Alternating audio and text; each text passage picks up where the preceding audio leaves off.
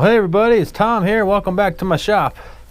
It is a blistery, cool fall day. Temp's about 55 degrees.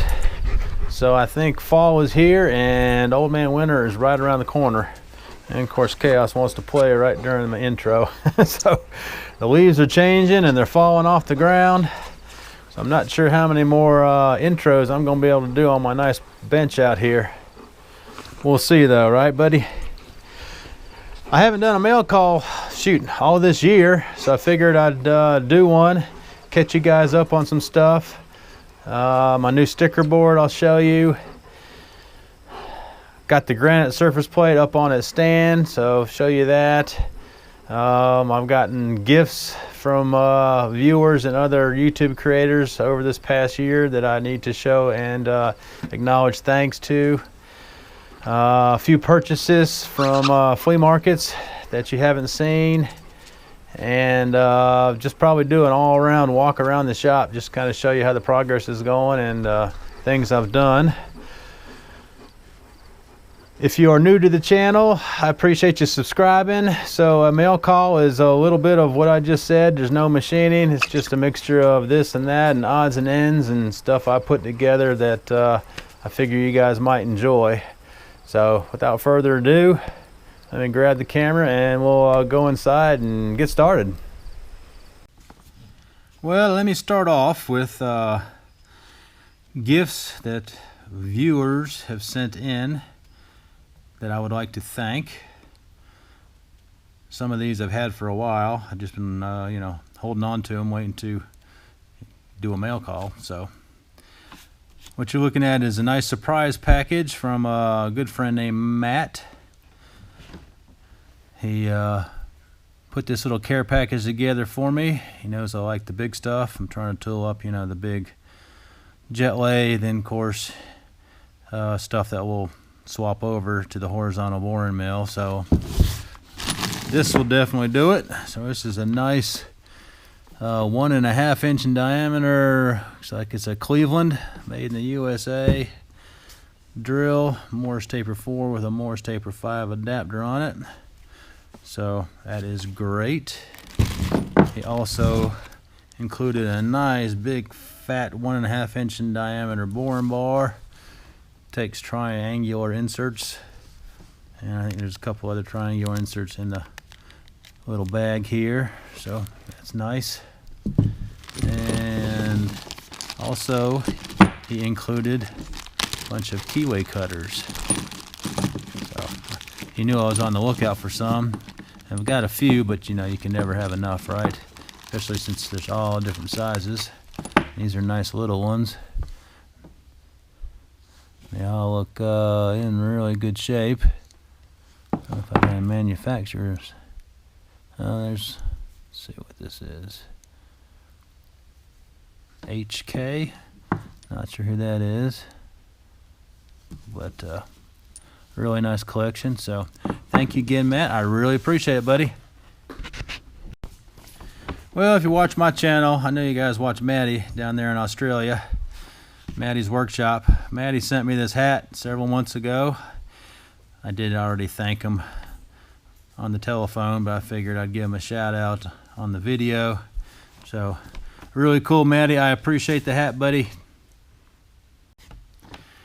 Well, the sun decided to pop out. Hopefully it's not going to wash this thing out. But another good friend, Michael. You guys have seen him on my videos. He was up here for the work weekend, and he's been up here to help me move in and just to give me a hand. He asked me what I wanted for Christmas, and he made these for me. So saw these over on Chuck Bomarito's channel, Outside Screwball, and he made two of them for me, 1.5 inch diameter shank and 1 3/4. And let me rotate the camera just a little bit. So what this is it goes in your boring head, and it holds an indicator. You put your indicator in here, and of course the stem goes against there, the body of your boring head, and you turn your dial, and that way you can adjust whatever measurement you want to take your next cut. because I don't trust these dials on these imports. So really nice, Michael. I appreciate it. These are going to get used. And like I said, I've got two sizes, one for the 2-inch diameter and one for the 3-inch diameter boring head. So how cool is that? He did a great job. Made that extension out of brass. We got nice thumb wheels here. So really cool. And then of course you got your adjusting here, so you can slide her in and out. So awesome. Michael also made this cool oil pot for me to use in the shop. He made it out of an old oxygen bottle. So it's aluminum bodied. You can see how I made the top. I just used the base. There's the seam. But put her together really nice. Like I said, nice and weighty, so she's not going to tip over. Got lots of volume in there with a nice big spout, so you can get your brush in it really easy. So that'll live by I don't know, one of the lathes or one of the mills. I'm not decided yet, but really nice. Thank you, Michael. What you're looking at is some flea market finds. I guess we can start off with these 2 speed indicators. Did have a Starrett box to go with them also, so this one's a Starrett. What are these anyways? Can you tell?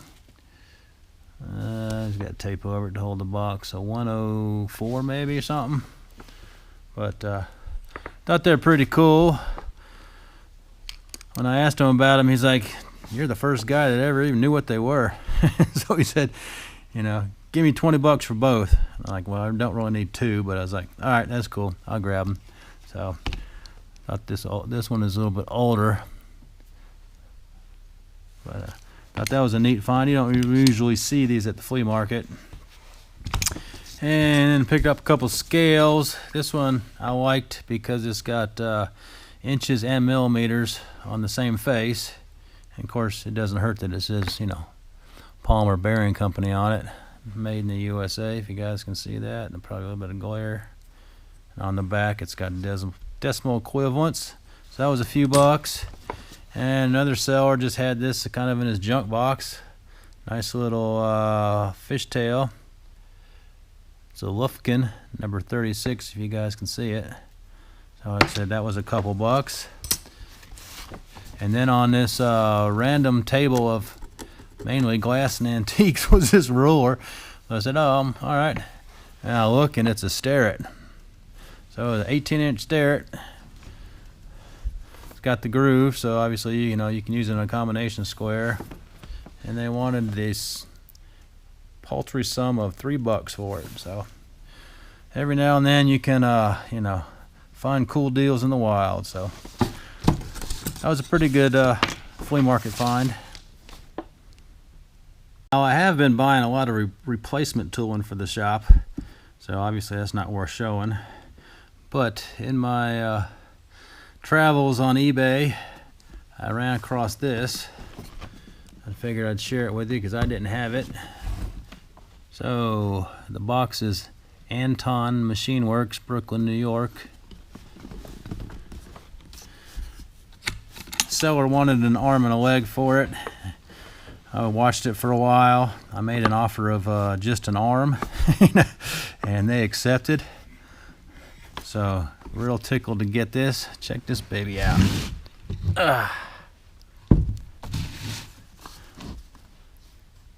Yeah. Sign plate transfer block. Look at this baby. So I set your angle. They give you some pins there. I guess you can put your gauge blocks under it. Get it set the height you want it.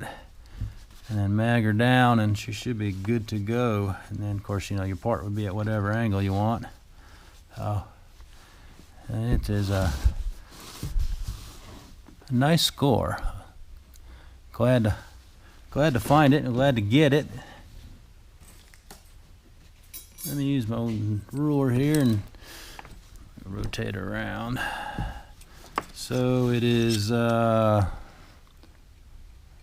what's that, about 4.5 inches or 11.5 millimeters by 3.25 or almost what, 8.3 millimeters. So this is going to be really good to add it to my grinding arsenal. So nice score off eBay. The last items that I got came in a surprise package from Robert. You guys know him as Dudley Tool, right? So Robert sent me all this awesome hold down stuff. When he got it, he was going to use it on his mill, is what he told me, and then ended up being too large. So this is all 3/4 stuff, which is perfect because that's the size of my T-slots over there. So this is going to work out perfect on the horizontal boring mill. Look at these babies. So these are commercially cast, and they fit right on in there like they were made to. So how awesome is that? I mean, just perfect. T-nuts, yep. So that cool. So shout out to you, Robert. I really appreciate it. Like I said, I've been starting to gather stuff, so this really helps me out. I'll give you guys an update on the boring mill. I haven't done anything with it. Do have it powered up. It does run. Just been accumulating stuff for it. So I got 1 3/4 inch bars. Let's see, one's like a 3-footer, one's a 4-footer, and then I got that 6-footer over there, so we can do some line boring. And let's see here. Walk over here. I picked up this nice service cart from Harbor Freight, and I am just working on gathering, like I said, tooling for it. I think you've seen all this stuff, so nothing to share there. Maybe in here. Yeah, so I've picked up some inside dividers to help to measure bores. Obviously you can't just use a caliper or a inside mic when you've got a boring bar in the bore. You can't take it out. So, and let's see, I picked up a couple big large center drills, and I picked up some boring bars for the large boring head. So I think that's about it so far. So slowly but surely looking for stuff. But this will be the winter project, guys, so I think we'll address the problems and maybe clean it up and get it a paint job. So that should make some good videos. And I guess while we're around here, we can do a quick walk around. For those new to the channel, you can see how the shop's looking. Looks a lot better than it did January 9th, that's for sure. Still finding things here and there that needs to get cleaned again, but overall we are functional, so that's a good thing. And I've gone with lights here over my lays, because all the individual lights that were either on like mag bases or had those articulating arms, that you can put the light anywhere.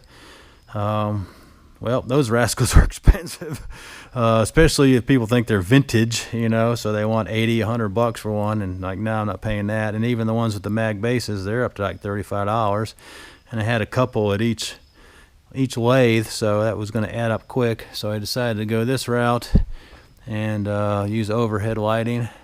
So hopefully this will work out pretty good.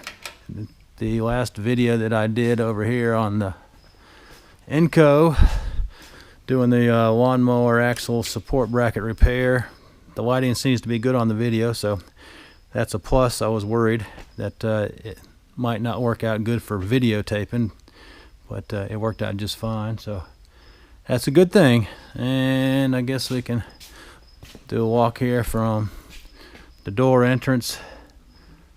Welding area still the same, no changes there. I was hoping I could show you my new shipping container, but it still hasn't arrived. We're about 6 weeks. I'm still waiting on one. So I'm getting a 20-footer one-trip shipping container. It's going to go on the side of the shop, and that's where all the metal storage is going to be stored. So I can get all this out of here, and I can get this corner back. Also, I can put some automotive stuff in there too. So that's the plan. And let's walk in the shop. As promised, I'd give you an update. So let me stand here at the door, not to get the echo, but got the surface plate up, got it leveled with Starrett Precision Level. Real happy. She looks good. It's nice to be able to get my height gauges out of their storage boxes. This is a new Shores. The one I had out there in the shop, it didn't survive the fire. And these are 2 little surface gauges. And you haven't seen my nice Michitoya 18-inch vernier. I picked that up at a swap meet, geez, maybe 8 years ago or so. I got it for 75 bucks. So she's really nice. So glad to get that out of its storage box and out here living on the surface plate. And I guess this is a good way to end the video. Got me a new sticker board. Hopefully the contrast isn't getting washed out by the map behind it, but she looks good. I think it's going to live inside here. That way it won't get dusty and dirty out in the shop, and I don't have that much wall space. So shout out to Michelle Rustinox. He was kind enough to send me a bunch of his extras, and I had a bunch of extras, and Bear down there in Texas, he had some extras, so he sent them to me. So I was able to get about 99% of the channels there. I think I'm missing 1 or 2. So if you see your channel sticker not there, if you don't mind dropping me one. If you don't have my email, I'll put it down there, and then I can get you my address. And as always, if you want one of my stickers, just send me an email and I'll send mine out to you. You don't have to be a creator. I'll send it to anybody, and it doesn't matter where you are. Send it anywhere around the world. Well, I think that's going to be a wrap. I appreciate you guys watching. I'm going to try to post on regular Wednesdays if I got enough projects. Still doing small stuff around the shop, so there's days that, you know, I'm just cleaning and organizing, and you know, I just finally got a new parts washer. Been working on getting that put together and getting my blast cabinet put together, and you know, it's just stuff like that. Plus, you know, it's starting to get cold, so I've been gathering firewood and just been busy doing stuff like that. So if I can get a project in a week and get it posted on Wednesday, then that's what I'm gonna shoot for. If not, and if I missed the mark, then you understand why. It was just because I'm still got stuff going on. But fingers crossed we can get back on a regular schedule. So thanks for all the support, and we'll catch you on the next video, guys. See you later. Bye.